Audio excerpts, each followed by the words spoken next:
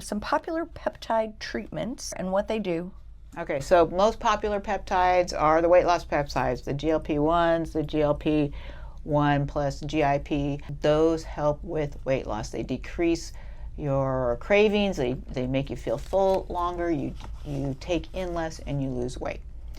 By far the most popular, they work amazingly, and they are peptides. They're naturally occurring strings of amino acids that occur in our body. Next one is the Wolverine Blend. That's a blend of two peptides, one called BPC-157, body protection compound, and TB-500, which is a thymus peptide. And that helps with healing and inflammation. BPC-157 decreases inflammation. TB-500 calls in the soldiers to help repair the damage that inflammation has caused.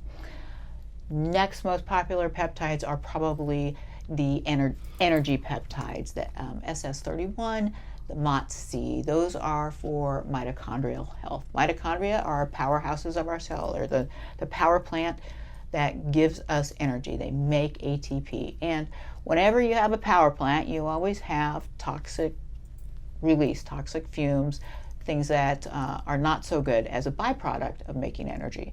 So when those accumulate in the mitochondria get dysfunctional, you don't have as much energy.